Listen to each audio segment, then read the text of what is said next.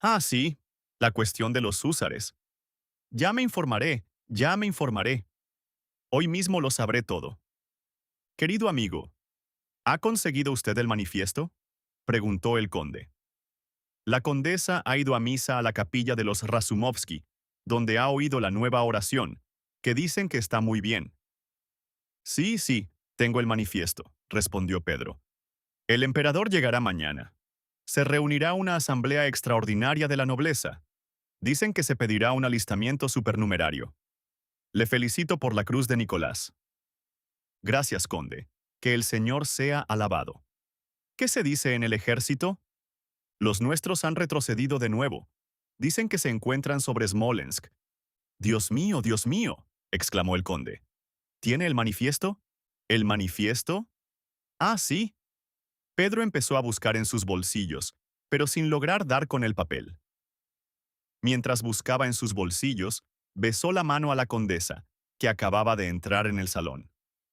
Al mismo tiempo, miró en torno suyo muy inquieto al ver que Natacha no aparecía en el salón, a pesar de no seguir cantando. Palabra que no sé dónde lo he metido, dijo. Todo lo pierde, explicó la condesa.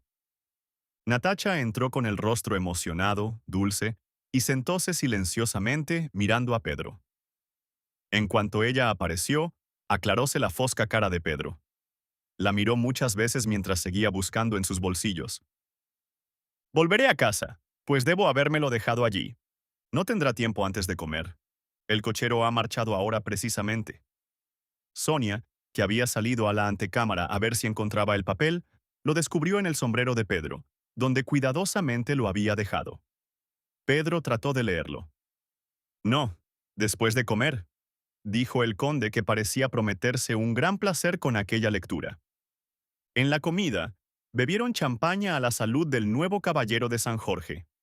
Se habló de los rumores que circulaban por la ciudad, la enfermedad de la vieja princesa Georgina, la salida de Metivier de Moscú, la detención de un viejo alemán enviado a Rostopchin, que declaró que era un champiñón. Esto lo explicaba el propio Rostopchin, y al que se ordenó poner en libertad, mientras se decía al pueblo que no era un champiñón, sino simplemente un viejo alemán. Sí, sí, se efectúan detenciones. Yo he advertido ya a la condesa que no hable tanto en francés. No es este el momento. Ah, ¿ya lo sabe? El príncipe Galitzin ha tomado un preceptor ruso. Ahora aprende ruso. Empieza a ser peligroso hablar francés por las calles. Conde Pedro Kirilovich, cuando movilicen a la milicia se verá usted obligado a montar a caballo, dijo el viejo conde dirigiéndose a Pedro. Pedro había permanecido silencioso durante toda la comida. Como no comprendía lo que se le decía, miró al conde.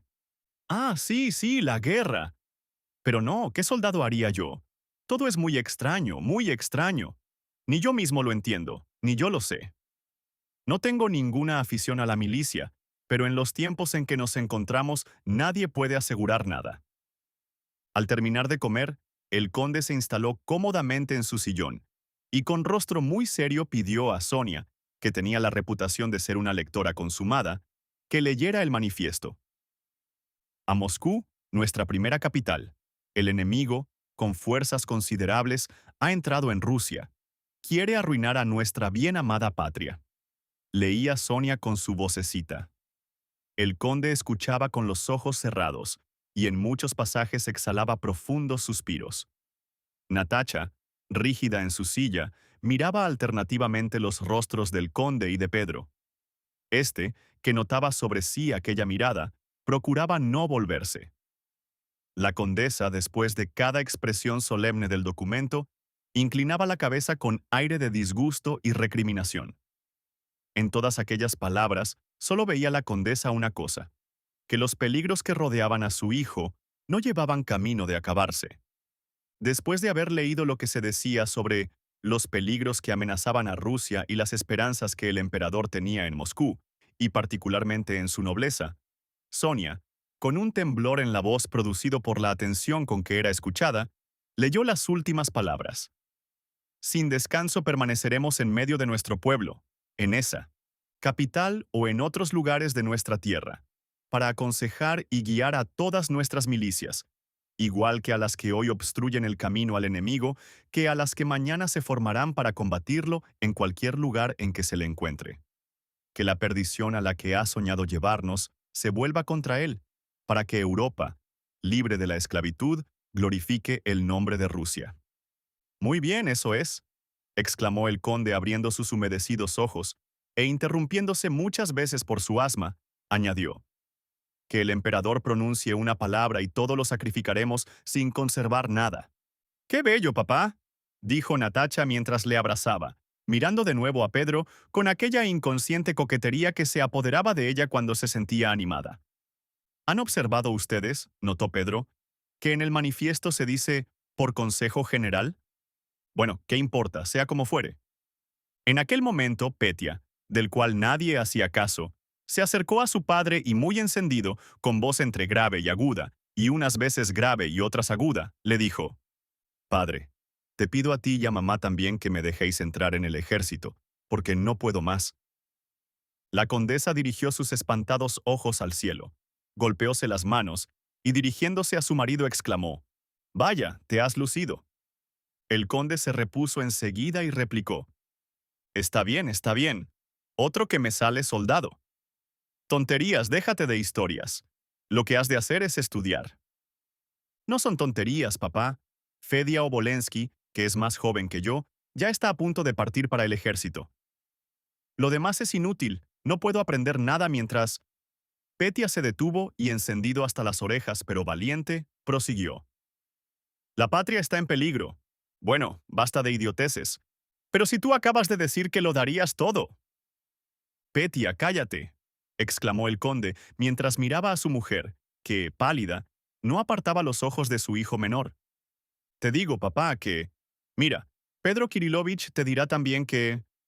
Vuelvo a decirte que son tonterías. Acaba de salir del cascarón y ya quiere ser soldado». «Sí, quiero serlo».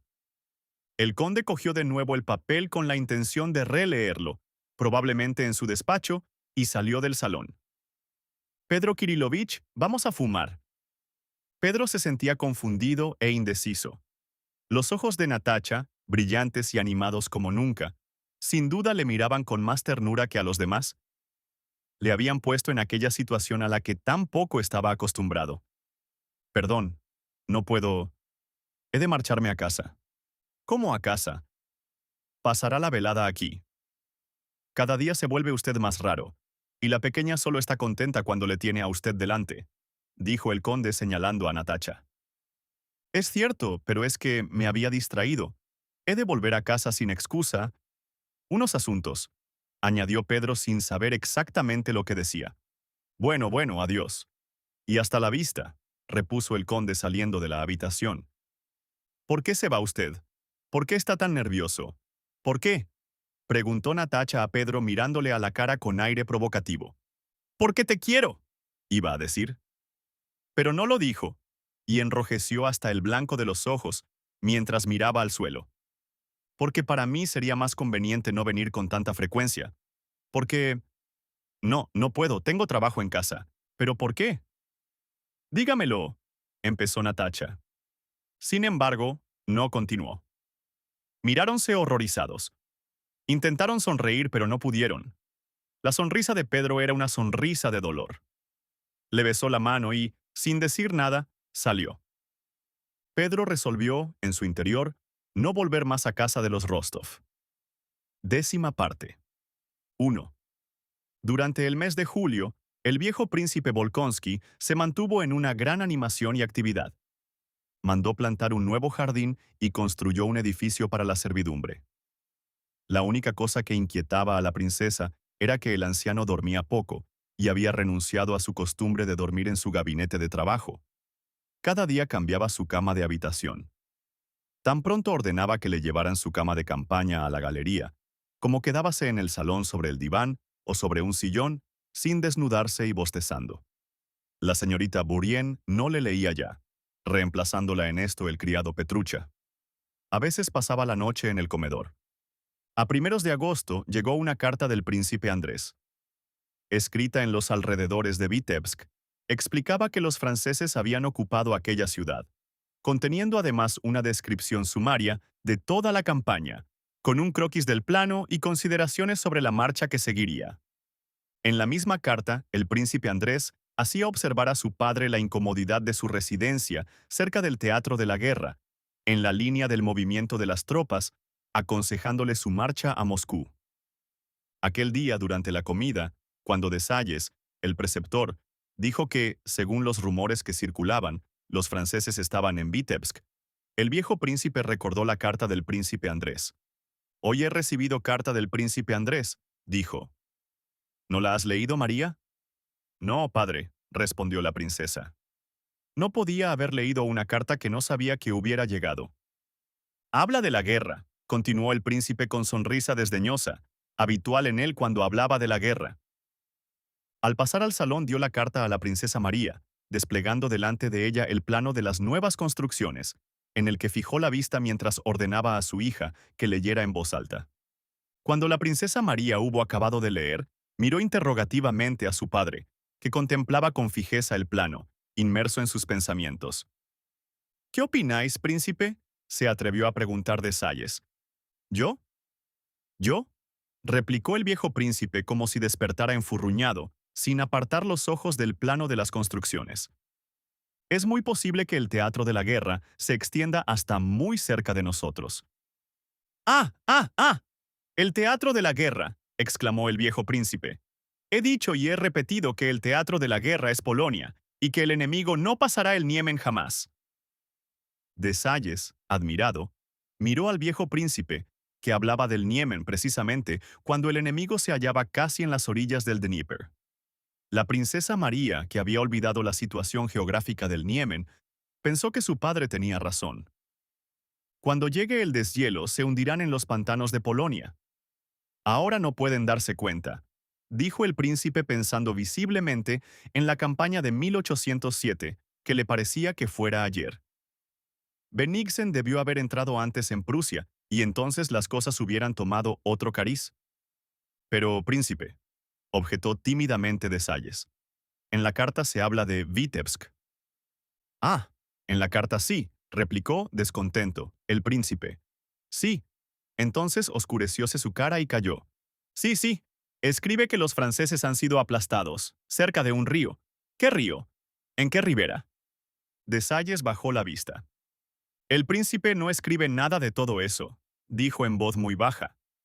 «¿No lo escribe? Pues yo no lo he inventado». Calláronse todos un buen rato. El viejo siguió luego. «Sí, sí.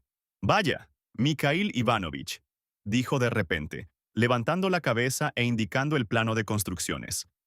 «Explica cómo entiendes tú las obras que se realizarán».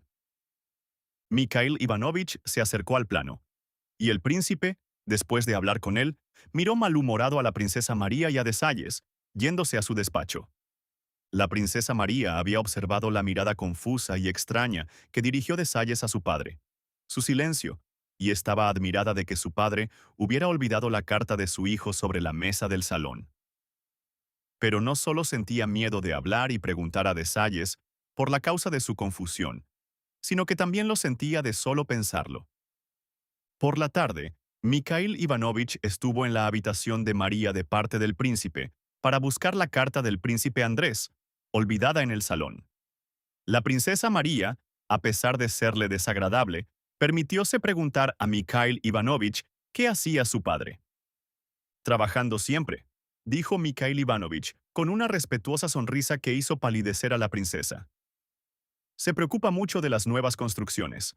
Ha leído un ratito y ahora», bajó la voz, «se encuentra en el despacho y probablemente se ocupa de su testamento».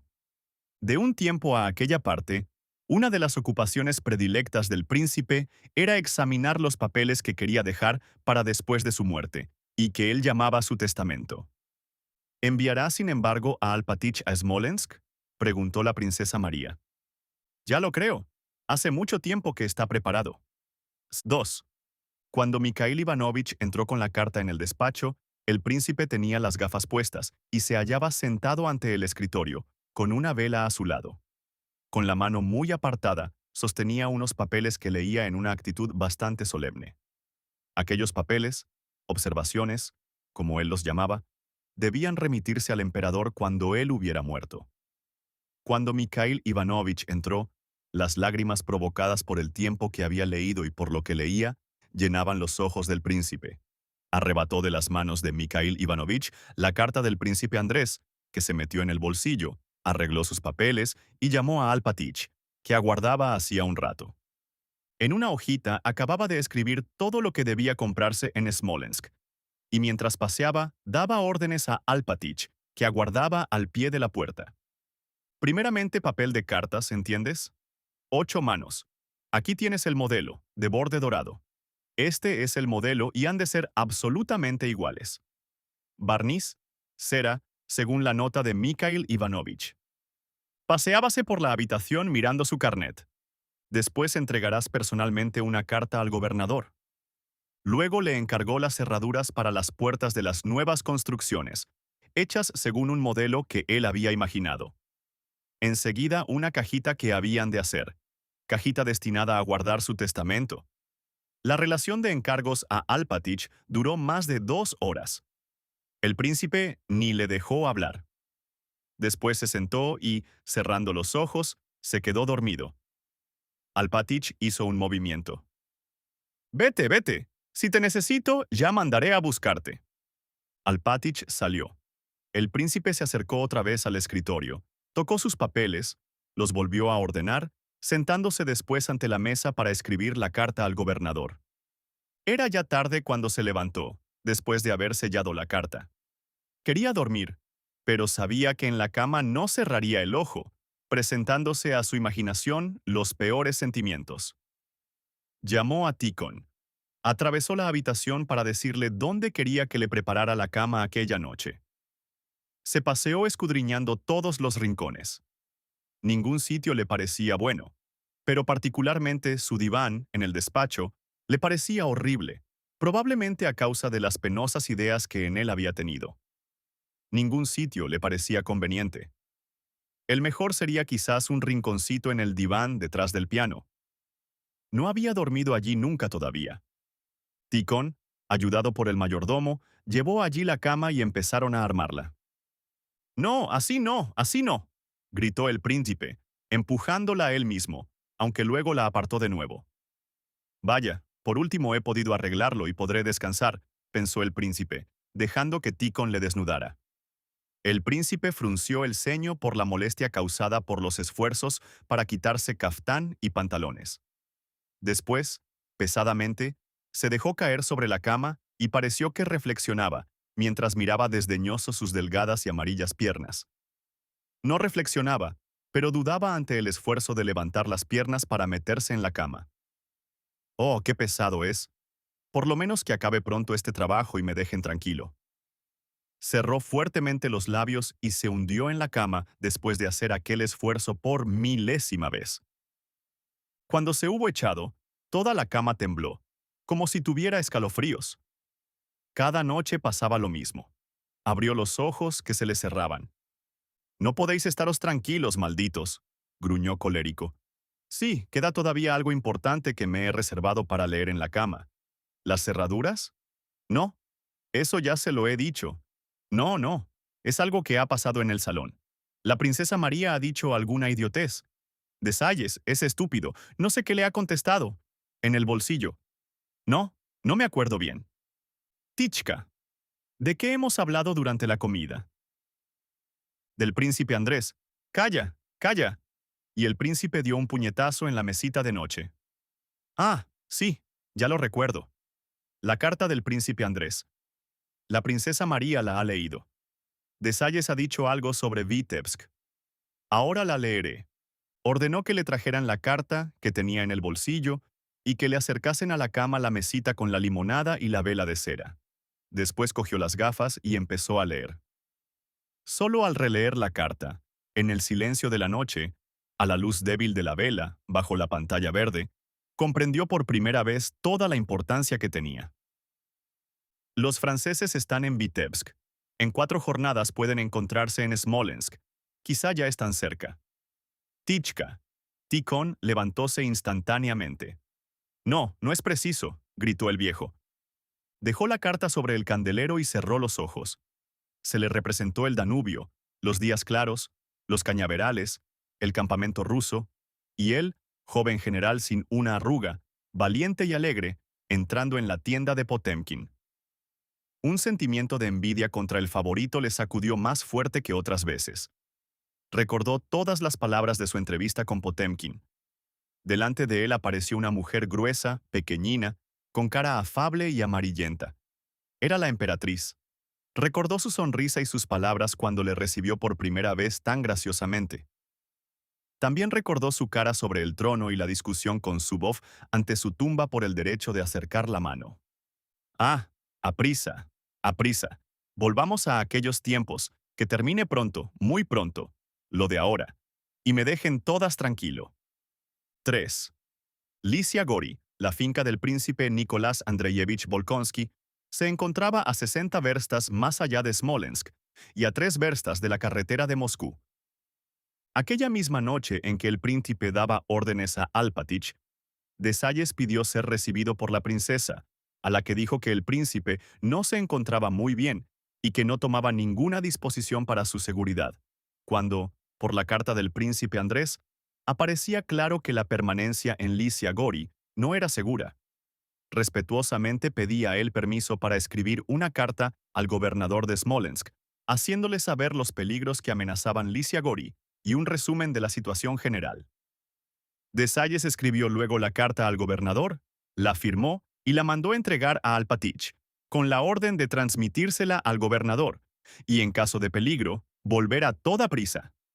Después de haber recibido todas las órdenes, Alpatich, acompañado de sus criados, con su blanca gorra, regalo del príncipe, con un bastón, Corno el viejo príncipe, salió para instalarse en el cabriolé forrado de cuero y tirado por 3 vigorosos caballos. Los cascabeles se habían colocado de modo que no sonaran, y las campanas se habían rellenado de papel. El príncipe no permitía a nadie en Lysia Gori que hiciera sonar los cascabeles, pero amaba su sonido cuando iba de camino. El acompañamiento de Alpatich estaba compuesto por el intendente, el tenedor de libros, el groom, los cocheros y diversos domésticos que iban con él. Su hija le ponía detrás de la espalda y sobre el asiento almohadones de pluma, mientras su vieja cuñada le entregaba, a escondidas, un paquete. Uno de los cocheros le ayudó a subir agarrándole por los sobacos. Al llegar a Smolensk, la tarde del día 4 de agosto, Alpatich se quedó al otro lado del Dnieper, en el barrio de Gachensk, en el mesón de Ferapontov, donde hacía 30 años que acostumbraba parar. Durante toda la noche, las tropas desfilaron por la calle frontera al mesón. Al día siguiente, Alpatich se vistió el caftán, que solo usaba en la ciudad, yéndose a su trabajo. El día era muy soleado y a las 8 ya hacía calor. Buen día para la cosecha, pensó Alpatich. Desde la madrugada se oían cañonazos en los arrabales de la ciudad. Después de las 8, las descargas de fusilería se unieron a los cañonazos. Por las calles había mucha gente que huía hacia algún lugar determinado, y muchos soldados, pero, como de costumbre, circulaban los cocheros. Los comerciantes no se movían de sus tiendas, y en las iglesias se celebraban las correspondientes funciones religiosas. Alpatich visitó tiendas, oficinas, la estafeta y la casa del gobernador. En todas partes se hablaba de la guerra y de que el enemigo estaba a las puertas de la ciudad. Cuando llegó a casa del gobernador, hubo de esperar en la antesala con otras personas. Poco después, el gobernador recibía a Alpatich, diciéndole muy apesadumbrado: «Diles al príncipe y a la princesa que no sé nada. Obro según órdenes superiores, eso es todo». Y dio un papel a Alpatich. Entretanto, y ya que el príncipe se encuentra delicado, yo le aconsejaría que se fuera a Moscú. Yo parto ahora mismo. Dile. Pero no acabó la frase. Un oficial sudoroso, sin resuello, corrió hacia la puerta poniéndose a hablar en francés.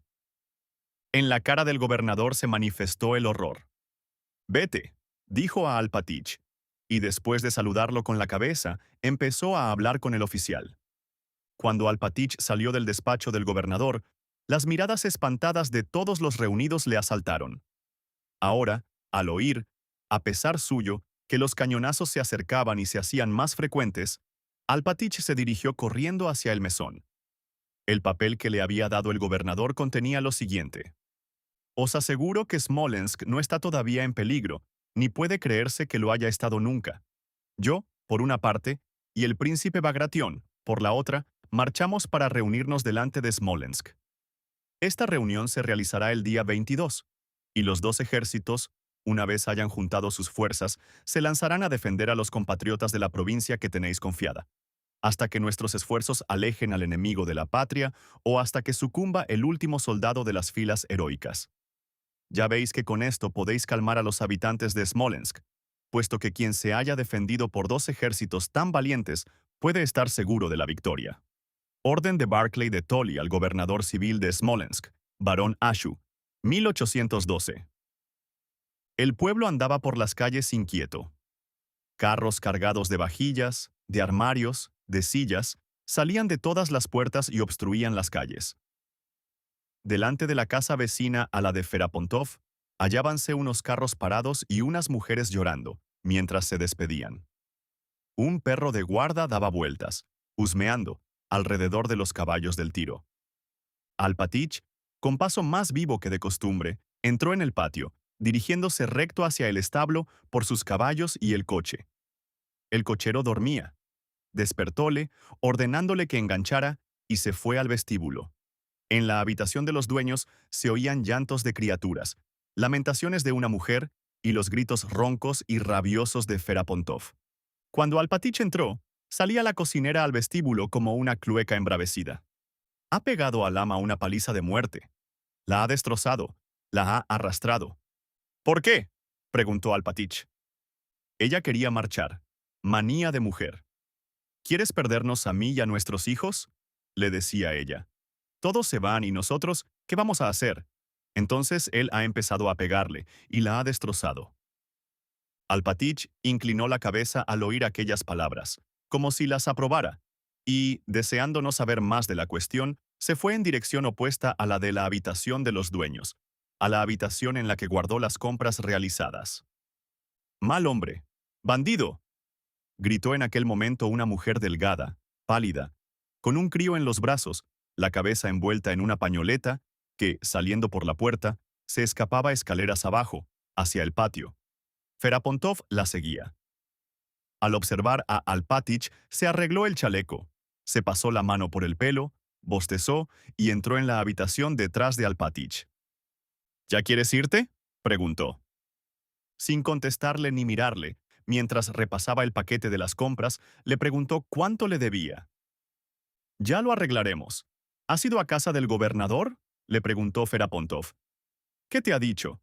Alpatich respondió que el gobernador no le había contestado nada en concreto. «Podríamos marchar con todo lo de casa», dijo Ferapontov.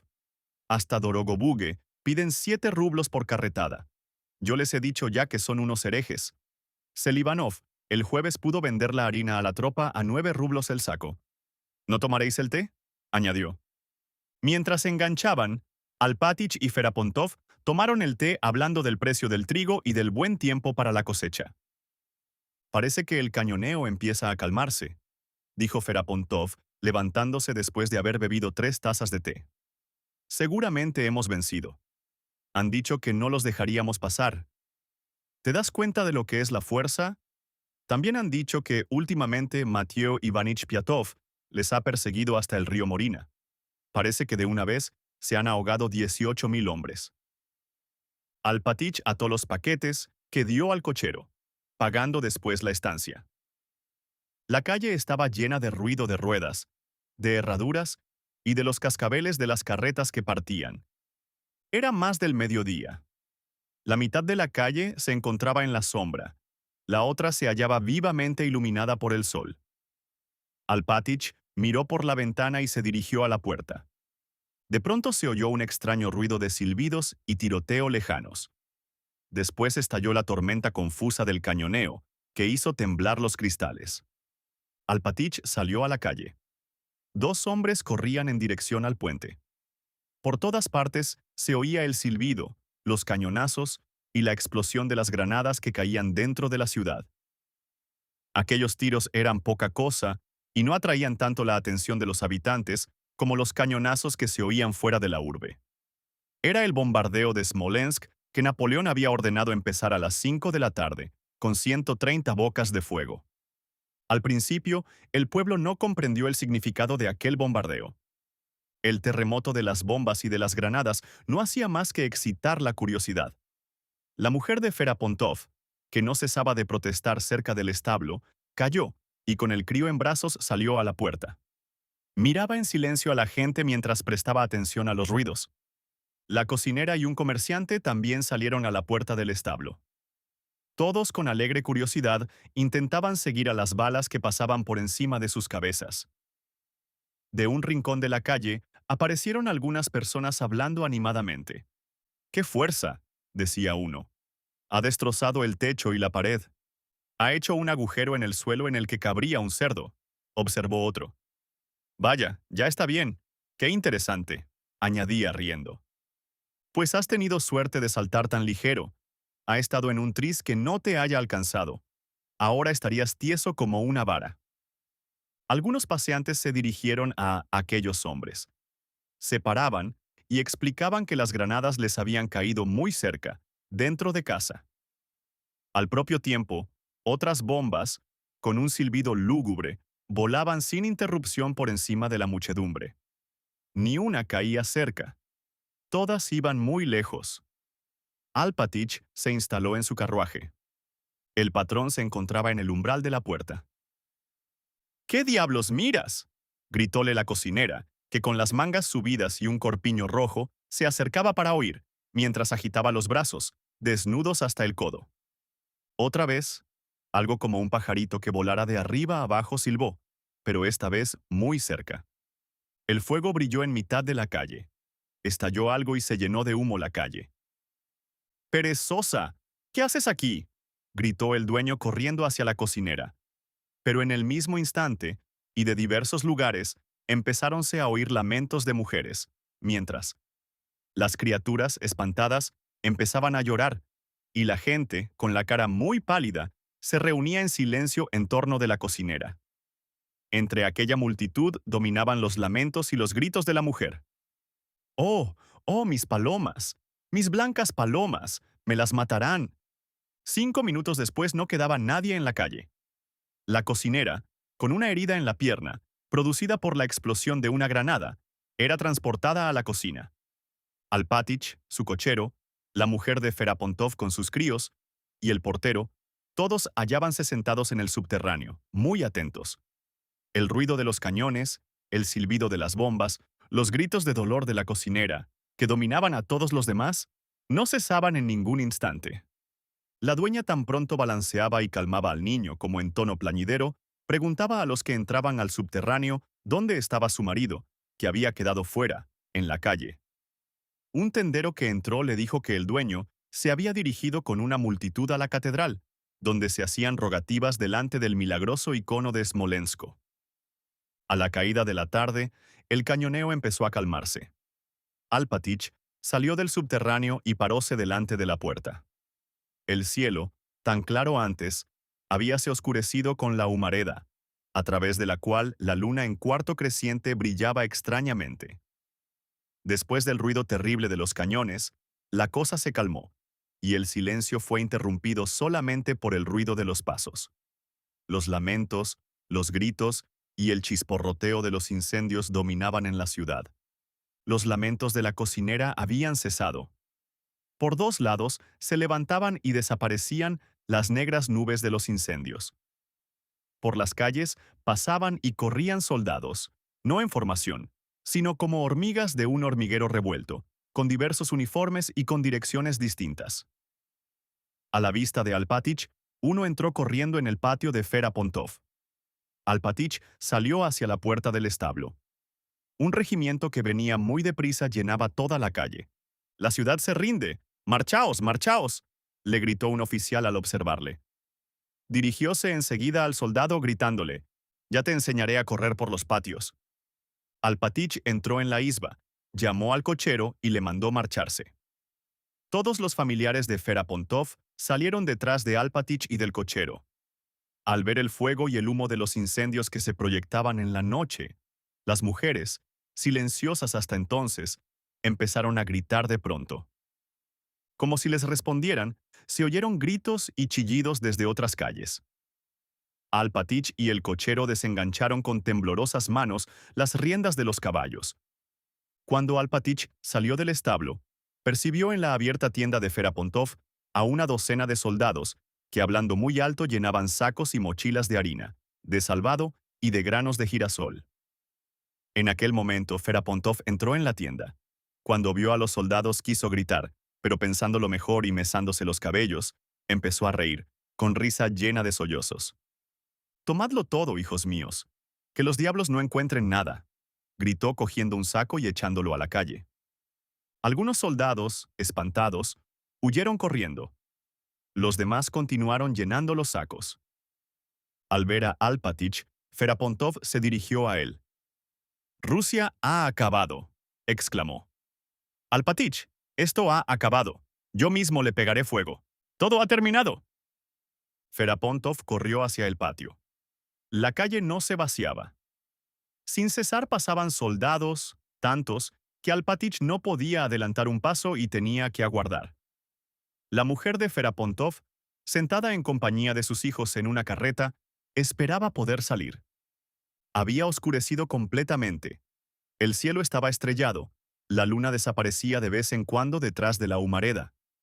Al descender hacia el Dnieper, el coche de Alpatich y el de la dueña, que adelantaban lentamente entre las filas de soldados y otros coches, tuvieron que pararse. En una calle cercana al cruce donde se pararon, una casa y una tienda ardían. El incendio se extinguía. La llama tan pronto disminuía y casi desaparecía entre la negra humareda como cobraba de nuevo bríos e iluminaba de un modo fantástico las caras de los hombres reunidos en el cruce. Por delante del incendio pasaban negras figuras, oyéndose a través del ruido incesante del fuego, las conversaciones y los gritos. Alpatich, que había descendido de su carreta, al darse cuenta de que tardaría mucho en poder pasar, se metió en la calle lateral para ver el fuego. Por delante del incendio iban y venían soldados.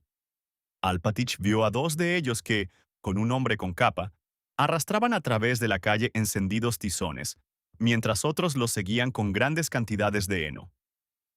Alpatich se acercó a la muchedumbre que se encontraba delante de un alto cobertizo que ardía totalmente. Todos los muros se desmoronaban, el posterior se hundía, el techo crujía, y las vigas estaban completamente encendidas. Evidentemente, la gente aguardaba a ver cómo se hundiría el techo. Alpatich también aguardó. «Alpatich», llamóle una voz conocida. «Padre, excelencia», respondió Alpatich al reconocer la voz de su joven señor. El príncipe Andrés, montado sobre un caballo negro, se encontraba entre la gente y miraba a Alpatich. «¿Qué haces aquí?», preguntóle. «Vuestra excelencia», preguntó Alpatich llorando. «Vuestra... vuestra... Estamos perdidos del todo. Padre, ¿cómo es que estás aquí?», preguntó de nuevo el príncipe Andrés. En aquel momento, la llama se proyectó iluminando la cara pálida y cansada del príncipe Andrés. Alpatich explicóle cómo se encontraba allí y la dificultad existente para marcharse. El príncipe Andrés, sin responderle, cogió su carnet y sobre una rodilla empezó a escribir con lápiz en una hoja que acababa de arrancar. Escribió a su hermana. «Han tomado Smolensk. De aquí a una semana, Lysia Gori será ocupado por el enemigo. Marchad inmediatamente a Moscú. Comunicádmelo cuando marchéis, mandándome un mensaje a Uzviague». Después de entregar la hoja escrita a Alpatich, explicóle verbalmente qué preparativos debían hacer para la marcha del príncipe, de la princesa y del niño con su preceptor, así como a dónde y cuándo le debían contestar. «Diles que aguardaré la respuesta hasta el día 10, y que si ese día no he recibido noticias de que están camino de Moscú, lo abandonaré todo y yo mismo iré a Lysia Gori». En el fuego algo crujía. Se apagó por unos momentos. Masas de humo negro se levantaron por encima del cobertizo, y con un ruido ensordecedor, alguna cosa enorme se hundió. «¡Hurra! ¡Hurra!», Chilló la multitud al oír el fuerte ruido producido por el tejado del cobertizo que se hundía, mientras exhalaba olor a pan quemado. La llama reanimóse, iluminando las caras animadas, alegres y cansadas de la gente que contemplaba el incendio. El hombre de la capa que arrastraba tizones encendidos, levantando los brazos, gritó: ¡Bravo! ¿Cómo arde? Mirad qué bonito. Es el dueño, decían las voces. ¿Lo has entendido? Dijo el príncipe Andrés a Alpatich. No te olvides de nada de lo que te he dicho. Y sin responder una palabra a Berg, que aguardaba a su lado silencioso, picó al caballo y desapareció por las callejuelas. 4. Las tropas continuaban retrocediendo desde Smolensk. El enemigo las perseguía. El día 10 de agosto, el regimiento que mandaba el príncipe Andrés pasó por la gran carretera por delante del camino que conducía a Lysia Gori. Desde hacía 3 semanas el calor y la sequía eran muy pronunciados. Cada día el cielo se cubría de unas nubes apelotonadas, como si fueran una piara de borregos, que a veces cubrían el sol. Pero hacia la tarde las nubes se dispersaban y el sol se ponía entre una neblina rojiza. Solo un fuerte rocío refrescaba la tierra. Los trigos que no se habían segado se agostaban. Los pantanos estaban secos y los rebaños balaban de hambre al no encontrar pasto en los campos cocidos por el sol. No refrescaba más que por las noches y en los bosques, cuando todavía había humedad del rocío. Pero por la carretera, por la gran carretera que seguían las tropas, no se notaba el fresco ni por las noches ni cuando pasaban por entre los bosques. Cuando se levantaba el día empezaba la marcha. Los convoyes y la artillería adelantaban sin hacer ruido, y la infantería se hundía en el polvo caldeado y movedizo que ni la noche refrescaba. Una parte de este polvo se introducía en las piernas y en las ruedas, pero otra, dando vueltas como una nube por encima del ejército, se metía en los ojos, en el pelo, en los oídos, en la nariz y particularmente en los pulmones de los hombres y de los animales que avanzaban por la carretera. Cuanto más alto se hallaba el sol, más se levantaba la nube de polvo. A través de aquel polvo fino y caliente podía mirarse el sol, que las nubes no cubrían y que parecía una enorme esfera de color carmesí. No soplaba el viento, y los hombres se ahogaban en aquella atmósfera inmóvil. Marchaban tapándose la nariz y la boca con los pañuelos. Cuando llegaban a un pueblo, todos se empujaban a los pozos, llegando a beber hasta el lodo. El príncipe Andrés conducía el regimiento y su gestión. El bienestar de los soldados y la necesidad de dar y recibir órdenes le ocupaban. El incendio de Smolensk y el abandono de la ciudad marcaban una etapa para el príncipe Andrés. Un sentimiento de cólera nuevo contra el enemigo le obligaba a olvidarse de su dolor, entregándose por entero a los asuntos del regimiento. Se ocupaba de sus soldados y de sus oficiales, mostrándose padre de todos. En el regimiento le llamaban nuestro príncipe, mostrándose orgullosos de él y queriéndole. Él, sin embargo, solo era bueno con los hombres de su regimiento, con Timóquin y los demás, con la gente nueva y medio forastera, con aquellos que no podían conocer ni comprender su pasado. Por eso, cuando se encontraba con uno de sus antiguos conocidos del Estado Mayor, se encolerizaba, se ponía de mal humor, volviéndose despreciativo y desdeñoso. Todo lo que le recordaba su pasado le repugnaba. Por eso solo procuraba no ser injusto con aquel mundo antiguo y cumplir con su deber. En efecto, todo se presentaba con colores sombríos, particularmente después del 6 de agosto, tras haber abandonado Smolensk, que en su opinión hubieran podido y debido defender. Después que su padre, enfermo, habíase visto obligado a huir a Moscú y abandonar al pillaje Lysia Gori, que tanto amaba y que él había resucitado y repoblado. Pero a pesar de esto, y gracias al regimiento, el príncipe Andrés podía pensar en otra cosa, totalmente independiente de las cuestiones generales, en su regimiento. El 10 de agosto, la columna de la cual formaba parte llegó a Lysia Gori. 2 días antes, el príncipe Andrés había recibido la noticia de que su padre, su hijo y su hermana habían marchado a Moscú. Aunque el príncipe Andrés no tenía nada que hacer en Lysia Gori, decidió ir por el deseo de reavivar su dolor. Ordenó ensillar un caballo y marchó al pueblo paterno, en el que había nacido. Al pasar por delante del estanque, donde siempre lavaban ropa docenas de mujeres, mientras charlaban de lo lindo, el príncipe Andrés observó que no había nadie y que una pequeña madera desclavada y cubierta de agua, hasta la mitad, flotaba en medio del estanque. El príncipe Andrés se acercó a la casa del guarda. Cerca de la puerta cochera no había nadie, y la puerta permanecía abierta.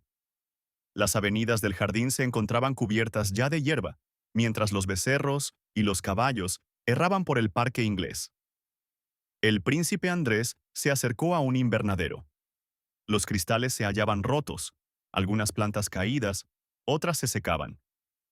Llamó al jardinero Taraz y nadie le respondió.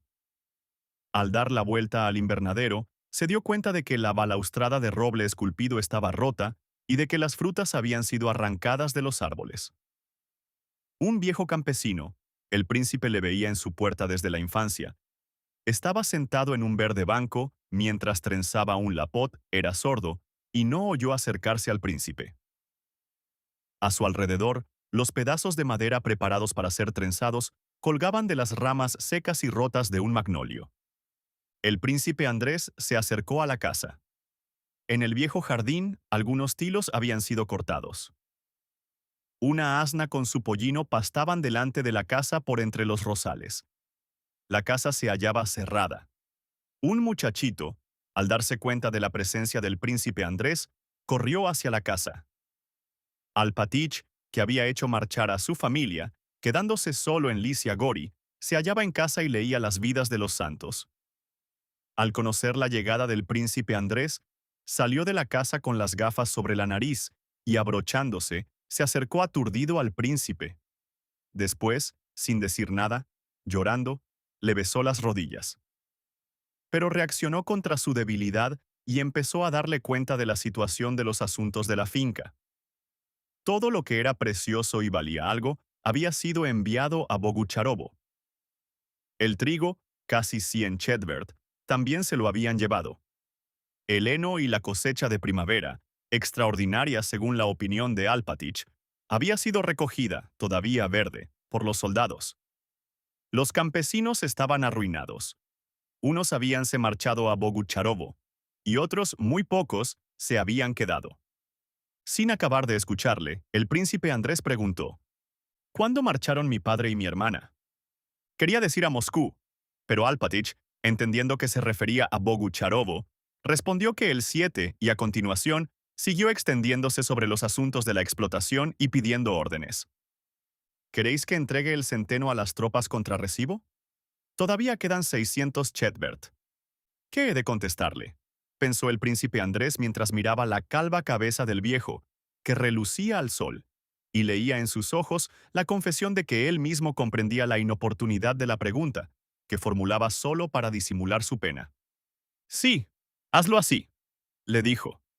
Seguramente habréis observado un poco de desorden en el jardín, dijo Alpatich. Fue imposible evitarlo. Han pasado 3 regimientos y se han quedado una noche, particularmente los dragones. Tengo anotados el grado y el título del comandante para presentar una reclamación. ¿Y tú qué piensas hacer? ¿Te quedarás si llega el enemigo?, le preguntó el príncipe Andrés. Alpatich volvió la cara hacia el príncipe Andrés. Le miró y de pronto, con gesto solemne, levantó el brazo al cielo. Él es mi protector. Que se haga su santa voluntad, pronunció. Toda la colonia de campesinos y criados marchaban a través de los campos hacia el príncipe Andrés. «Adiós, adiós», dijo el príncipe Andrés, inclinándose hacia Alpatich. «Vete, llévate lo que puedas, y ordena a los siervos que partan hacia la hacienda de Riazán o cerca de Moscú». Alpatich, abrazándose a su pierna, lloró. El príncipe Andrés le rechazó dulcemente, y poniendo el caballo a galope, partió por el camino. La princesa María no se hallaba en Moscú y no se encontraba fuera de peligro, como imaginaba el príncipe Andrés. Después de la vuelta de Alpatich de Smolensk, el viejo príncipe pareció que de pronto se rehacía.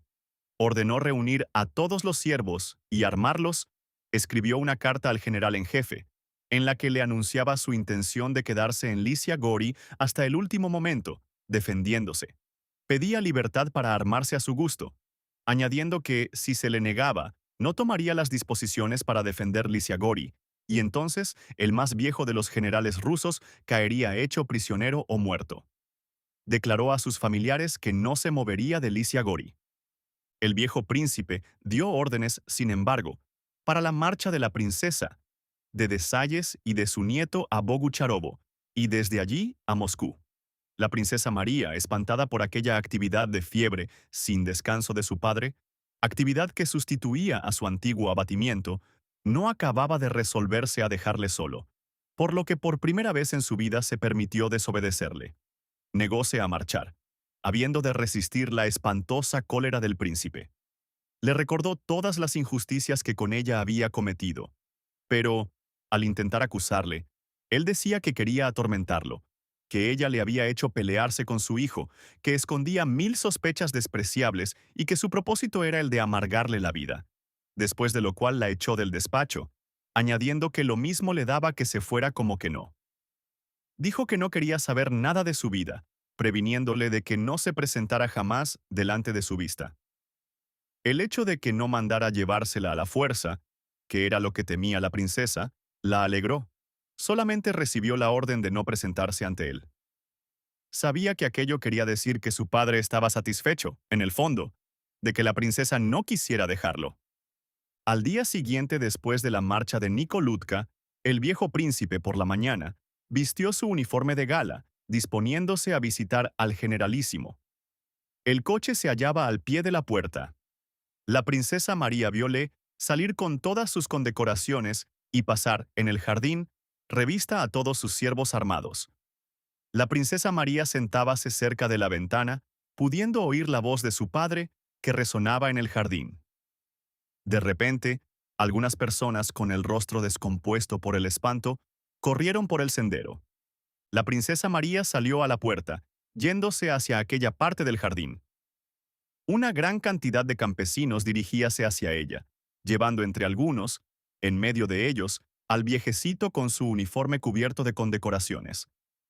A causa del juego de luces entre las copas de los tilos, no podía darse cuenta del cambio de las caras. Solo vio una cosa, que la expresión habitual del rostro del viejo príncipe, severa y resuelta, había sido sustituida por otra de timidez y docilidad. Al percibir a su hija, movió los labios débilmente. Nadie supo comprender lo que quería. Lo levantaron en brazos y entre dos le llevaron a su despacho. Allí lo dejaron sobre aquel diván que tanto miedo le causaba de un tiempo a esta parte. El doctor, llamado a prisa y corriendo, aquella misma noche le hizo una sangría y declaró que el príncipe estaba paralizado del costado derecho. Quedarse en Lycia Gori hacíase más peligroso cada vez, por lo que el viejo príncipe fue al día siguiente trasladado a Bogucharovo. El médico los acompañó. Cuando llegaron a Bogucharovo, Desalles y el pequeño príncipe habían ya marchado hacia Moscú. El viejo príncipe, siempre en el mismo estado, ni mejor ni peor, pasó 3 semanas en Bogucharovo, echado, en la nueva casa construida por el príncipe Andrés. El viejo príncipe había perdido el conocimiento. Yacía como un cadáver mutilado. Murmuraba continuamente algo, moviendo las cejas y los labios, pero era imposible saber si comprendía a los que le rodeaban. Solo una cosa era segura, que padecía y que deseaba decir algo. ¿Pero qué? Nadie podía adivinarlo. ¿Era el capricho de un enfermo o de un loco? ¿Se trataba de asuntos generales o de la familia? El médico decía que la inquietud que expresaba no quería decir nada, ya que la causa era física. La princesa María, sin embargo, pensaba, y el hecho de que su presencia aumentara siempre el malestar del príncipe la confirmaba en su opinión que quería decirle algo. Estaba muy claro que padecía física y moralmente. No existían esperanzas de poderle salvar. No se podía pensar tampoco en transportarlo a otra parte. ¿Qué harían si se moría por el camino? Valdría más que terminara de una vez, pensaba a veces la princesa María. Pasaba el día y la noche a su lado. Casi no dormía y, es espantoso decirlo, pero frecuentemente le observaba no con la esperanza de una mejoría, sino con el deseo de ver el indicio de su próximo fin. Por raro que fuera para la princesa confesarse este sentimiento, el caso es que lo experimentaba. Además, y lo que era peor para ella, desde la enfermedad de su padre se desvelaban en ella todos los deseos y las esperanzas personales que dormían en el fondo de su espíritu. Cosas que en muchos años no se le habían ocurrido. El pensamiento de una vida de libertad sin el miedo al padre, incluso la idea del amor y la posibilidad del goce de la familia, llenaban continuamente su imaginación como una diabólica tentación. Ella procuraba rechazarla, pero insistentemente se volvía a hacer la pregunta, después de aquello, ¿qué vida haría? Eran tentaciones del demonio, y la princesa María sabía que su única arma contra él era la oración. Se arrodillaba delante de los iconos, recitaba las palabras de las oraciones, pero no podía orar. Sentía que el otro mundo, el de la vida, el de la actividad difícil y libre, totalmente opuesto al mundo moral en que se había encerrado antes y en el que la oración era el mejor consuelo, se la llevaba. No podía ni orar ni llorar, y las penas de su vida la arrastraban. Quedarse en Bogucharovo era peligroso. De todas partes, se oía decir que los franceses adelantaban, y que en un pueblo a 15 verstas de Bogucharovo, una hacienda había sido saqueada por los merodeadores franceses. El médico insistía en llevarse al príncipe más lejos. El mariscal de la nobleza envió un funcionario a la princesa María para suplicarle que marchara cuanto antes mejor. El inspector de policía, que había ido a Bogucharovo, insistió en el mismo sentido, afirmando que los franceses estaban a 40 verstas, que por los pueblos circulaban proclamas francesas y que si la princesa no marchaba antes del 15 con su padre, él no respondería de nada. Continuamente tenía que dar órdenes, todos se dirigían a ella, y la idea de que habían de marcharse la consumía todo el día. La noche del 14 al 15, como de costumbre, la pasó en la habitación del príncipe, sin desnudarse. Se despertó muchas veces, oyendo la respiración oprimida, el crujir de la cama y los pasos de Tikhon y del criado que cambiaban al enfermo de posición. Escuchó detrás de la puerta, pareciéndole que aquel día murmuraba más alto y se revolvía con mayor frecuencia. La princesa María no podía dormir, y frecuentemente se acercaba a la puerta, escuchaba, quería entrar, pero no se atrevía. Aunque no hablara, la princesa María sabía cuán desagradable era para el príncipe cualquier expresión de temor con respecto a él. Observaba el disgusto con que se apartaba de la mirada que ella muy fijamente le dirigía, sin darse cuenta, y no ignoraba que su presencia en las altas horas de la noche le molestaba. Nunca, sin embargo, le pareció tan doloroso el perderlo como ahora. Recordaba toda su vida con él, descubriendo en cada una de sus palabras y en cada uno de sus actos la expresión del amor que ella le había profesado. Entre sus recuerdos, las tentaciones del diablo, el pensamiento de ¿qué pasará después de su muerte y qué haré de mi vida libre?, se le presentaban a veces en su imaginación, pero los alejaba con horror. Por la mañana, el príncipe se sosegó, durmiéndose ella. Se despertó tarde.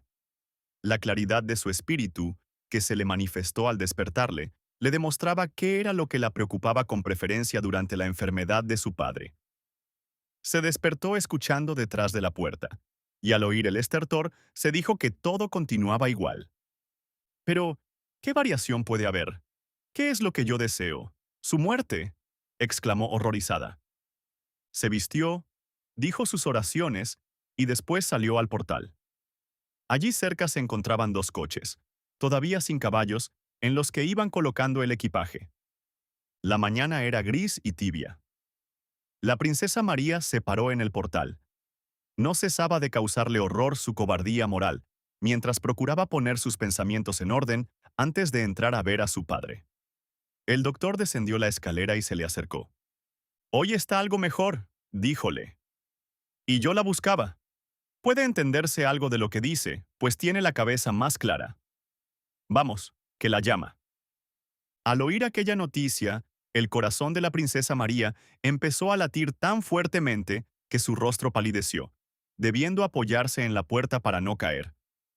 Verle, hablar con él, presentarse a sus ojos, cuando tenía el alma tan llena de tentaciones criminales, era para la princesa un tormento a la vez alegre y terrible. ¡Vamos!, dijo el doctor. La princesa María entró en la habitación, acercándose a la cama. El príncipe se hallaba de espaldas. Sus manos, pequeñas, huesudas, surcadas de venas azules y sarmentosas, descansaban encima del cubrecama. Tenía el ojo izquierdo fijo y claro, el derecho extraviado, las cejas y los labios inmóviles. Era delgadito, pequeño y miserable. Parecía que la cara se le hubiera secado, o que sus rasgos se hubiesen encogido. La princesa María se le acercó, besándole la mano. La mano izquierda del príncipe apretó tan fuerte la de ella que se veía muy claro que hacía tiempo que la esperaba. Movió la mano y las cejas y los labios se contrajeron coléricamente. Asustada, la princesa le miraba, procurando adivinar qué quería. Cuando le cambiaron de posición, se le acercó tanto que veía su cara en el ojo izquierdo del príncipe. Durante unos segundos estuvo calmado, sin mover los ojos. Los labios y la lengua se le agitaron. Se oyeron algunos sonidos y se puso a hablar tímidamente mientras la miraba suplicante. Evidentemente, temía que no le comprendiera. La princesa María le miraba con atención concentrada. El cómico esfuerzo que hacía para mover la lengua obligó a la princesa María a bajar los ojos y reprimir penosamente el llanto que se le subía a la garganta. El príncipe pronunció alguna cosa, repitiendo siempre la misma palabra. La princesa no podía comprenderlo, pero procuraba adivinar lo que le decía, y repetía interrogativamente las palabras pronunciadas por él. ¡Ah! ¡Ah! ¡Ah! ¡Uf! ¡Uf! Repitió el príncipe muchas veces. Era imposible comprenderlo. El doctor creyó adivinarlo y, repitiendo las palabras, preguntó, ¿La princesa está asustada? El viejo movió la cabeza negativamente y repitió lo dicho anteriormente. El alma. El alma padece, adivinó y dijo la princesa María. El viejo pareció afirmar. Le cogió la mano y la estrechó contra su pecho como si le buscara un lugar a propósito. Siempre pienso en ti. Pensamientos, murmuró enseguida más claro y de un modo mucho más comprensible que antes, al saberse comprendido. La princesa María apoyó la cabeza en la mano de su padre, para esconder los suspiros y las lágrimas, y le acarició el cabello. Toda la noche te he llamado, pronunció el viejo. Si lo hubiera sabido, dijo ella entre lágrimas. No me atreví a entrar. Él le estrechó la mano. ¿No has dormido? No, no he dormido, dijo moviendo negativamente la cabeza. Sometida involuntariamente a su padre, procuraba hablar igual que él, sobre todo con signos, fingiendo mover la lengua con esfuerzo. Hija mía. Oh, amiga mía. La princesa María no lo pudo entender, pero por la expresión de su rostro veíase que había pronunciado una palabra de ternura, acariciadora, que nunca había dicho. ¿Por qué no has venido? Yo que le deseaba la muerte, pensó la princesa María. Cayó el príncipe y a poco. Gracias, hija mía, amiga mía, por todo, por todo. Perdón. María, perdona, gracias. Los ojos se le llenaron de lágrimas. Manda buscar a Andrucha, dijo de pronto. Y al hacer esta petición, su rostro tímido, infantil y desconfiado parecía indicar que él mismo sabía que su ruego no tenía sentido. Eso fue al menos lo que supuso la princesa María. He recibido una carta de él, respondió la princesa. Él la miró extrañado y con timidez. ¿Dónde está ahora? Está en el ejército, padre, en Smolensk. El príncipe cayó durante un buen rato, quedando con los ojos cerrados. Enseguida, y como para responder a sus dudas, y afirmar que lo había comprendido todo y que se acordaba, movió afirmativamente la cabeza y abrió los ojos. Sí, dijo claramente y con dulzura. Rusia está perdida. La han perdido. Y volvió a llorar, resbalando las lágrimas por sus mejillas. La princesa María no pudo contenerse, echándose a llorar. El príncipe cerró de nuevo los ojos, cesando en su llanto. Con la mano se señaló los ojos, y Tícon, que le comprendió, le secó las lágrimas. Después abrió los ojos, dijo alguna cosa, que en mucho rato nadie pudo comprender y que entendió por fin Ticón, transmitiéndola.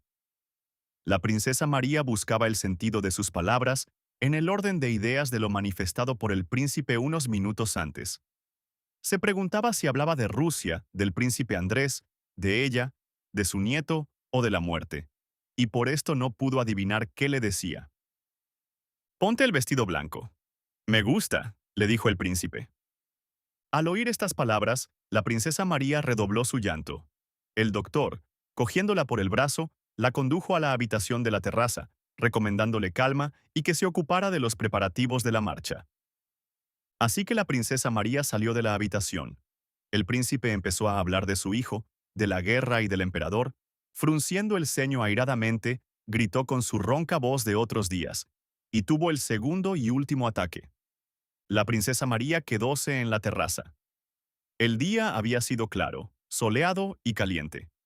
Ella no podía comprender, sentir ni pensar. Estaba completamente absorbida por el apasionado cariño de su padre. Afecto que le parecía haber ignorado hasta entonces.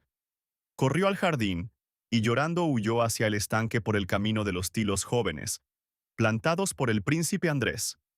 Sí, soy yo, quien le deseaba la muerte. Sí, he deseado que muriera enseguida. He deseado apartarlo de mi vida. ¿Y qué será de mí? ¿Cómo podré tranquilizarme cuando él no exista?», murmuró en alta voz mientras andaba a grandes pasos por el jardín, apretándose con las manos su pecho sollozante.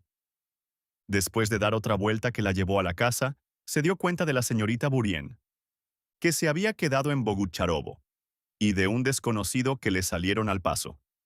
Era el mariscal de la nobleza, que iba a visitar a la princesa para hacerle presente la necesidad de marchar rápidamente. La princesa María los escuchaba sin comprender lo que le decía. Hizo entrar al mariscal en la casa y ofrecióle desayuno, sentándose junto a él. Enseguida, excusándose, se acercó a la puerta de la habitación de su padre.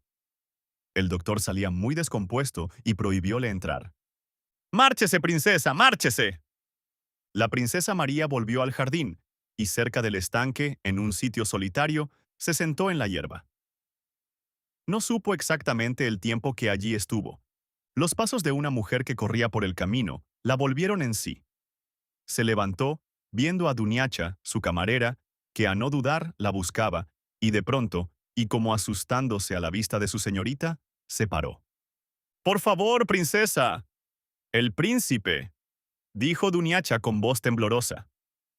«Voy enseguida», dijo apresuradamente la princesa, sin dar tiempo a Duniacha para que terminara de hablar. Y corrió a la casa. «Princesa, Dios lo ha querido. Tiene que estar dispuesta a todo», dijo el mariscal de la nobleza, deteniéndola ante la puerta. «Déjeme». «No, no es verdad», contestó con aspereza. El doctor quiso detenerla, pero ella le empujó corriendo hacia la puerta. «¿Por qué me detienen estos hombres tan asustados? No necesito a nadie. ¿Qué hacen aquí?». Abrió la puerta, y la luz clara del día en aquella habitación antes tan oscura la asustó. Encontrábanse allí mujeres y criadas. Todas se apartaron, abriéndole paso. Él estaba igualmente tendido sobre la cama, pero la severidad de su rostro detuvo a la princesa en el umbral. «No, no ha muerto, no es posible», dijo la princesa María al acercarse, y dominando el horror que la poseía, posó los labios sobre su mejilla, pero enseguida retrocedió. Espontáneamente, toda la ternura que en su interior sentía por él desapareció, dando lugar a un sentimiento de horror por el que allí yacía. «Ya no está, ya no está, ya no está». Y aquí, en el sitio donde se hallaba, queda algo extraño, hostil, un misterio terrible, espantoso y repugnante. Y escondiendo la cara entre las manos, la princesa María cayó en los brazos del doctor, que la sostuvo. En presencia de Ticón y del doctor, las mujeres lavaron el cuerpo, le ataron un pañuelo en torno a la cabeza para que se le cerrara la boca, atándole además otro alrededor de las piernas, que se le separaban. Enseguida vistiéronle el uniforme con las condecoraciones, dejando encima del catafalco un pequeño cadáver descarnado. Dios sabe quién cuidaría de todo. Parecía que se hacía solo. Al atardecer se encendieron cirios alrededor del ataúd, cubierto de un paño mortuorio. Por el suelo esparcieron espliego. Una oración impresa fue colocada en la cabecera del ataúd, mientras en un rincón un chantre recitaba los salmos. Igual que los caballos que se encabritan y tiemblan al ver un caballo muerto, en el salón, alrededor del féretro, se apiñaban forasteros, familiares, el mariscal de la nobleza, el starosta del pueblo, mujeres y siervos. Todos con los ojos fijos y asustados se persignaban, hablando bajo y besando la mano fría e inerte del viejo príncipe. 6. Bogucharovo, antes de la instalación del príncipe Andrés, era una propiedad casi abandonada, teniendo los siervos de aquel pueblo un carácter muy distinto de los de Licia Gori, de los que se distinguían incluso en el modo de hablar, en el vestir y en las costumbres. Decían que eran campesinos de las estepas. El viejo príncipe los elogiaba por su asiduidad en el trabajo, cuando iban a Licia Gori a ayudar en la cosecha o a cavar fosos y estanques, pero no le eran simpáticos debido a ser tan retraídos. La última estancia del príncipe Andrés en Bogucharovo, a pesar de sus innovaciones, hospitales, escuelas y reducción de censos, no había civilizado las costumbres de aquella gente, sino que, al contrario, había acentuado aquel rasgo de su carácter que el viejo príncipe llamaba salvaje.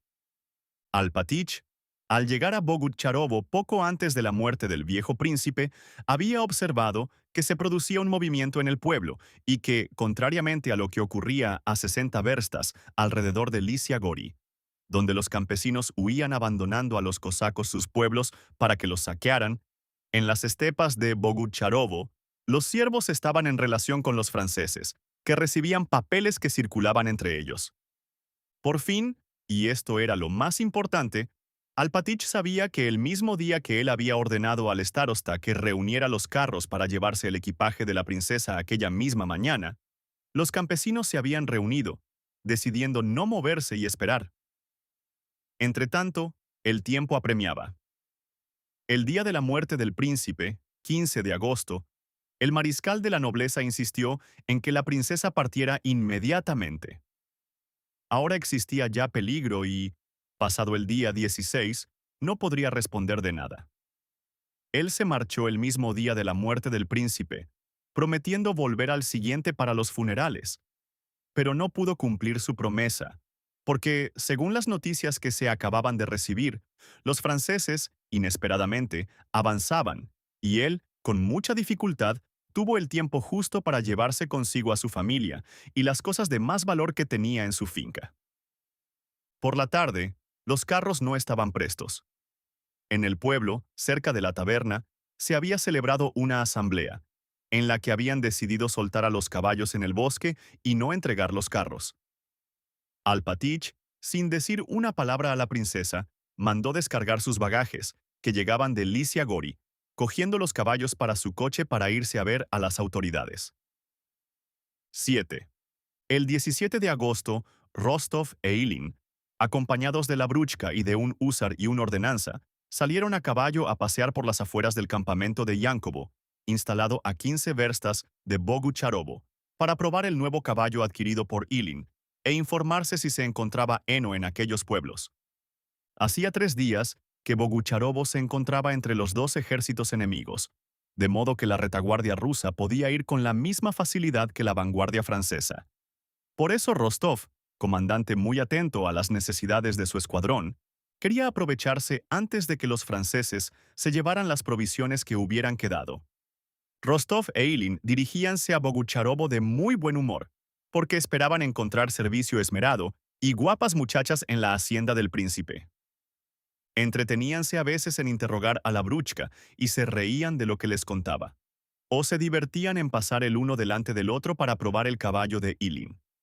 Rostov ignoraba que el pueblo a que se dirigían pertenecía a Volkonsky, que había sido prometido de su hermana.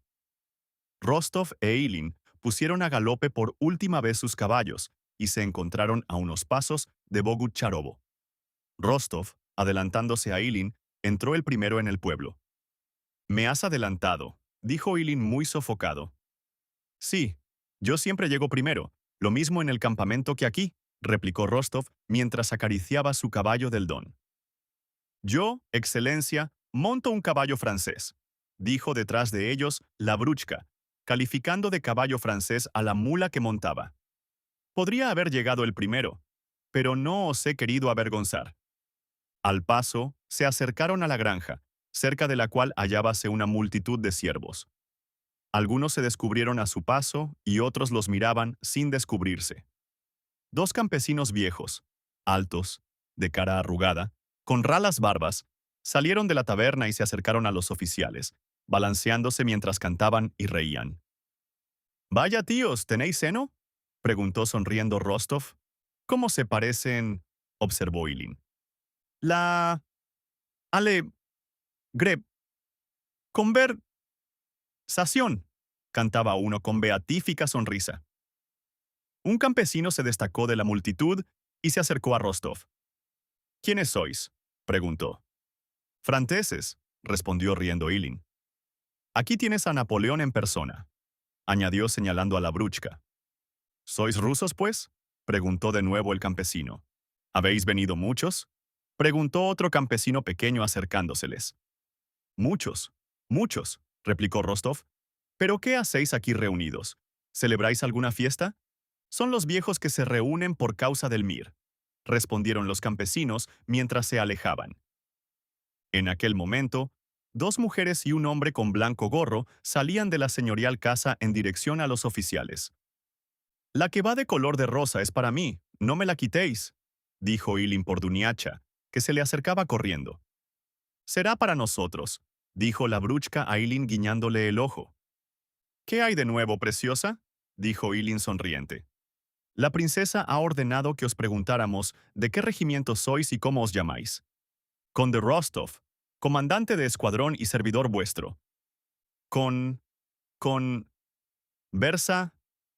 Sion», cantaban los borrachos campesinos, sonriendo al mirar a Ilin que hablaba con la muchacha. Detrás de Duniacha, Alpátich se acercó a Rostov, descubriéndose de lejos.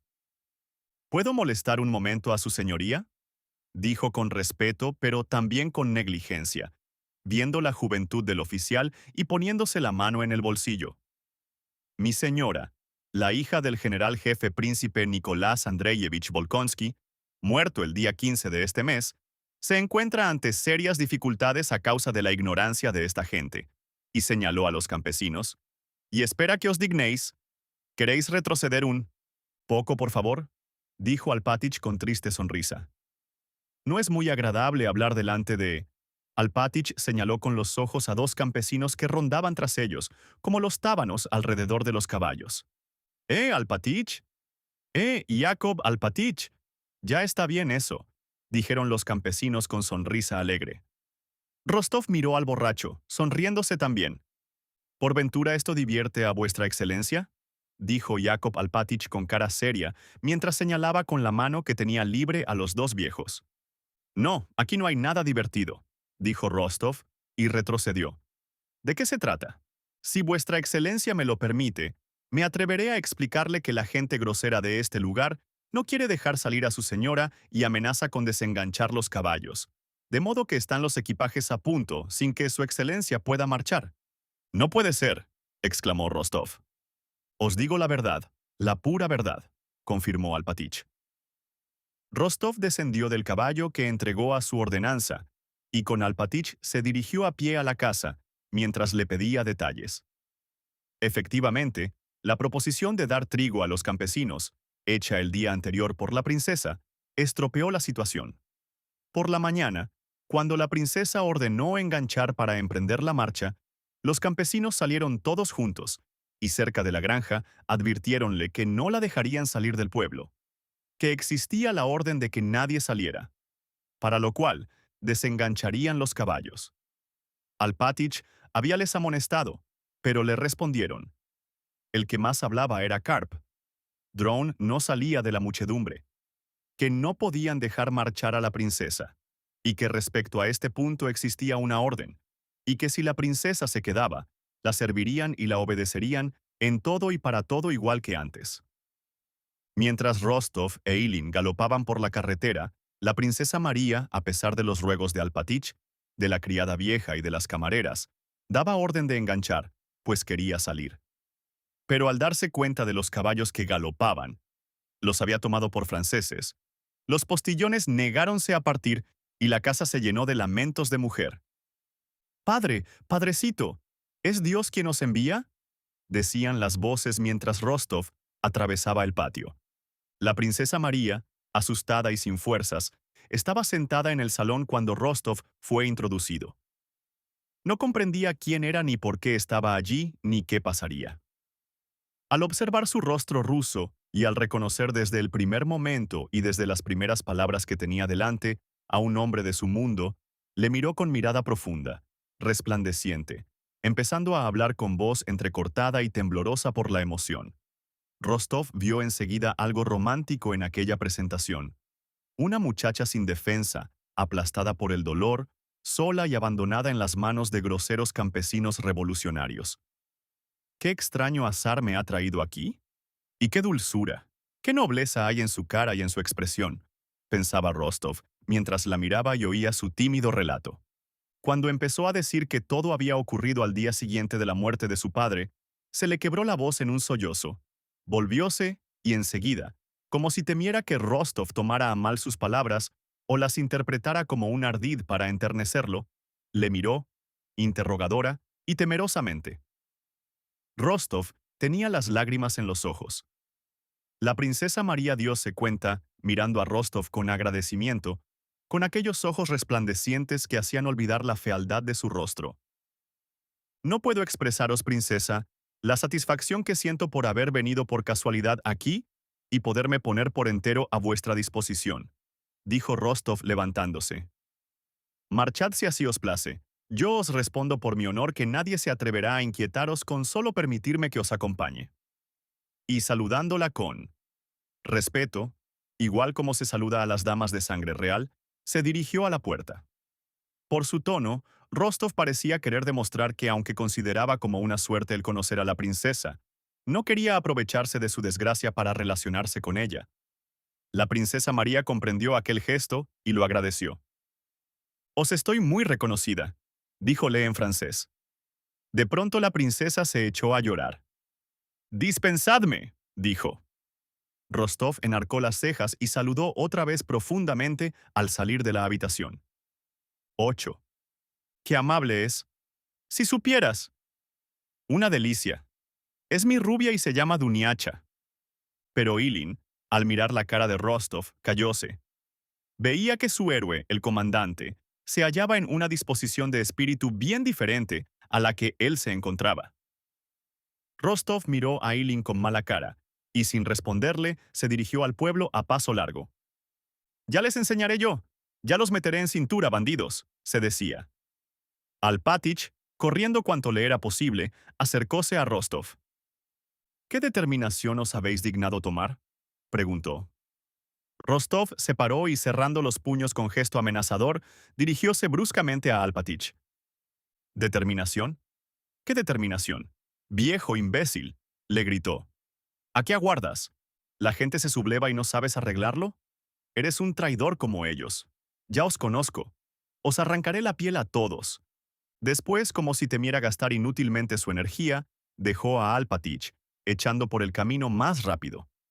Alpatich, ahogando su íntimo sentimiento por la ofensa, le seguía resoplando, mientras le comunicaba sus consideraciones. Le explicaba que los siervos vivían en plena ignorancia y que era imprudente el contradecirlos sin contar con un destacamento militar, por lo que sería mucho mejor ir a buscar tropas. «Ya les daré yo tropas. Ya les contradeciré», decía estúpidamente Nicolás, ahogándose en su insensata cólera animal y por la necesidad de buscar una salida a aquella cólera. Sin pensar en lo que debía hacer, se acercaba a la multitud inconscientemente, resuelto y muy deprisa. Cuanto más adelantaba, más convencido quedaba Alpatich de que era un acto irreflexivo, del que no podía resultar nada bueno. Los siervos, al ver su aire resuelto, firme y su cara contraída, pensaban lo mismo. Y ahora oídme todos, dijo Rostov dirigiéndose a los campesinos. Marchaos a vuestras casas. No quiero ni oíros la voz. ¿Lo veis? Nosotros no hicimos ningún daño. Esto ha sido una tontería y nada más. Una idiotez. Ya os lo decía que la orden no era esta. Decían voces que se increpaban mutuamente. ¿Lo veis? Ya os lo había dicho. Esto no está bien, hijos míos, dijo Alpátich reintegrándose a sus funciones. Nosotros tenemos la culpa, Jacob Alpátich, respondieron las voces. Y enseguida la multitud se dispersó por el pueblo. Al cabo de 2 horas, los carros hallábanse en el patio de la casa de Bogucharovo, y los siervos cargaban los equipajes de los señores con animación. Rostov, para no molestar a la princesa, no fue a su casa, sino que se quedó en el pueblo, aguardando la marcha. Cuando vio que los carruajes de la princesa salían, montó a caballo y acompañó a la princesa hasta la carretera ocupada por las tropas rusas, hasta 12 verstas de Bogucharovo. «Oh, no tiene importancia», respondió muy sofocado al expresarle la princesa su agradecimiento por su salvación, así denominaba ella su acción. Cualquier policía hubiera hecho lo mismo. Si solo tuviéramos que hacer la guerra contra los campesinos, no dejaríamos al enemigo tan atrás, dijo como si se avergonzara de algo y quisiera cambiar de conversación. Estoy muy contento por haber tenido ocasión de conocerla. Hasta la vista, princesa. Le deseo buena suerte y consuelo. Espero poderla encontrar en circunstancias más felices. Si no quiere avergonzarme, le ruego que no me dé las gracias. Pero si la princesa no le dio las gracias con palabras, se las dio con toda la expresión de su cara iluminada por el agradecimiento y la ternura. No podía creerle cuando le decía que no tenía nada que agradecer. Al contrario, para ella era indiscutible que sin él hubiera muerto seguramente a manos de los revoltosos o de los franceses, y que él, para salvarla, se había expuesto a peligros ciertos y terribles, además de que era un hombre de alma elevada y noble que había sabido comprender su situación y su pena.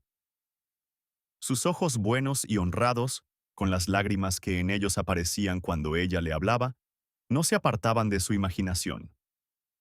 Cuando le hubo dicho adiós y se encontró sola, sintió de pronto sus ojos llenos de lágrimas, y entonces, por primera vez, se le ocurrió esta rara pregunta. ¿Por ventura me he enamorado de él? Por la carretera, más cerca de Moscú, a pesar de no ser la situación de la princesa muy divertida, Duniacha, que viajaba en el coche con ella, observó que muchas veces la princesa sacaba la cabeza por la ventanilla, sonriéndole con sonrisa gozosa y triste. ¿Y si me hubiera enamorado?, pensó la princesa María.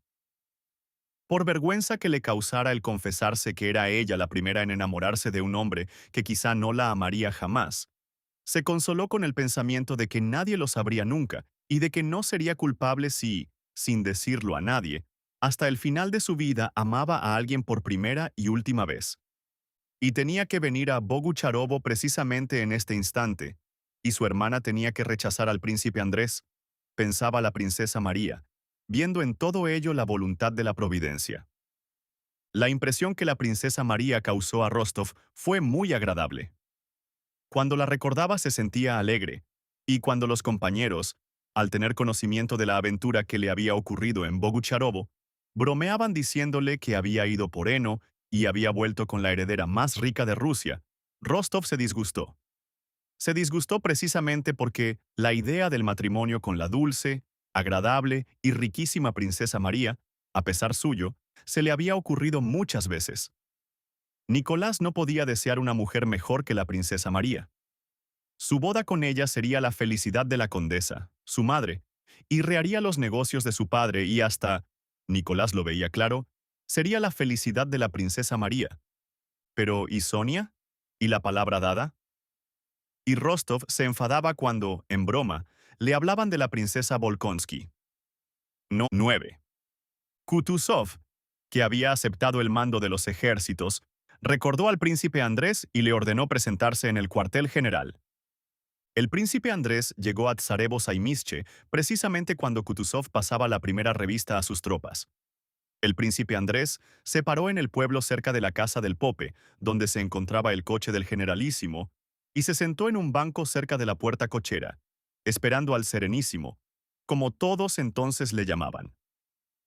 En los campos que se extendían tras el pueblo, tan pronto se oían los acordes de las músicas militares como el rumor de una multitud de voces gritando «¡Hurra!» al nuevo comandante en jefe. Allí, cerca de la puerta cochera, a 2 pasos del príncipe Andrés, 2 asistentes, el ordenanza y el maitre d'hotel, aprovechaban la ausencia del príncipe y el buen tiempo para poder charlar. Un coronel de húsares, pequeño, moreno, con un bigote muy espeso y patillas muy pobladas, se acercó a caballo hacia la puerta, y mirando al príncipe Andrés le preguntó si el Serenísimo había parado allí y si volvería pronto. El príncipe Andrés respondió que él no pertenecía al Estado Mayor del Serenísimo, y que hacía poco rato que había llegado. El coronel de húsares se dirigió a un asistente, y el asistente del comandante en jefe le respondió con el menosprecio característico en los asistentes de los generalísimos cuando hablaban a los oficiales. ¿Qué? ¿El Serenísimo? Volverá pronto. ¿Qué queréis?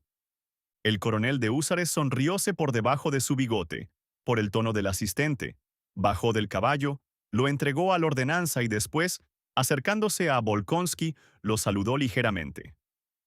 Volkonsky le dejó sitio en el banco. El coronel se sentó a su lado. ¿También aguardáis al generalísimo?, dijo el coronel de húsares. Dicen que todo el mundo puede verle. Dios sea loado. En esos comedores de salchichas es un asco. Por algo Ermelov ha pedido ser promovido al ejército alemán, ahora que los húsares tienen derecho a hablar. Además, el diablo sabe lo que han hecho hasta ahora. Retroceder, siempre retroceder. ¿Ha hecho usted la campaña? He tenido el placer, replicó el príncipe Andrés, no solo de participar en la retirada, sino incluso de perder en esta retirada a un ser querido, sin hablar de mis bienes y la casa de mi linaje. Mi padre murió de pena. Soy de Smolensk. Ah, ¿es usted el príncipe Volkonsky? Celebro conocerle. El teniente Denisov, más conocido por el nombre de Vaska, dijo Denisov estrechando la mano del príncipe Andrés y mirándole con benévola expresión. Sí, ya he oído hablar de usted, añadió con gesto compasivo después de un corto silencio. Esto es una guerra de escitas. Todo está bien menos para los que lo pagan con la vida. Ah, entonces, ¿es usted el príncipe Andrés Volkonsky? Andrés inclinó la cabeza. Celebro veros, príncipe. Celebro de veras haberle conocido.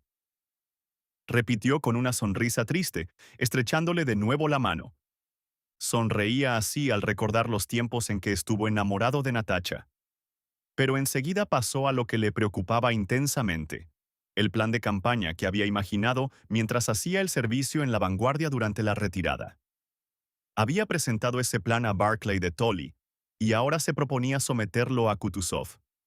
Su plan se basaba en el hecho de que la línea de operaciones de los franceses se había alargado demasiado y que antes que ellos, o al mismo tiempo que ellos maniobraban de frente, era preciso cerrar el camino a los franceses y atacar sus comunicaciones. Empezó a explicar su plan al príncipe Andrés. No se podrá defender toda esta línea. Es imposible. Yo doy mi palabra de romperla. Deme 500 hombres y la romperé. Estoy convencido. Solo hay un sistema posible: las guerrillas. Denisov se levantó y expuso, gesticulando, su plan a Volkonsky. A media explicación llegaron del campo de revista gritos, mezclados y confundidos con la música y los cantos. El pueblo se llenó de ruidos, pasos y gritos. «¡Es él!», gritó un cosaco que se hallaba en la puerta de la casa. Volkonsky y Denisov se acercaron a la puerta cochera, cerca de la cual se encontraba un pequeño grupo de soldados. La Guardia de Honor. Vieron que Kutuzov, montado en un caballo gris y de mediana altura, se acercaba por la calle. Un grupo de generales le acompañaba. Barclay estaba casi a su lado. Una multitud de oficiales corría detrás de él gritando «¡Hurra!». Delante de él, los ayudantes de campo entraron a galope en el patio. Kutuzov, picando espuelas impaciente al caballo, que andaba despacio bajo su enorme peso, y saludando continuamente, acercó su mano a la gorra de cuartel, redonda y sin visera. Al llegar cerca de la Guardia de Honor de bravos granaderos, la mayoría de los cuales ostentaban sus condecoraciones, que le daban escolta durante 1 minuto, en silencio, los miró fijamente con una mirada obstinada y fija, volviéndose después hacia la multitud de generales y oficiales que le rodeaban. De pronto, su cara tomó una expresión fija y encogió los hombros con gesto de extrañeza.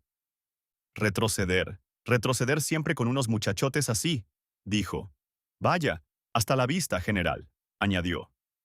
Y picando espuelas hacia la puerta, pasó por delante del príncipe Andrés y de Denisov. ¡Hurra! ¡Hurra! ¡Hurra! Gritaban detrás de él. Desde que el príncipe Andrés le había visto por última vez, Kutuzov había engordado, haciéndose más pesado. Pero su ojo perdido, su gesto, la impresión de fatiga y de su persona eran los mismos. Llevaba la casaca. El látigo sostenido por una correa fina le atravesaba la espalda, y la gorra blanca de caballero de la guardia. Andaba columpiándose sobre el caballo. Al entrar en el patio se puso a silbar. Su cara expresaba la alegría tranquila de un hombre que tiene intención de descansar después de una revista. Sacó el pie izquierdo del estribo e inclinándose y moviendo su cuerpo con esfuerzo, se levantó de la silla con dificultad. Apoyóse con las rodillas, tosió y bajó confiando en los brazos del cosaco ayudante de campo.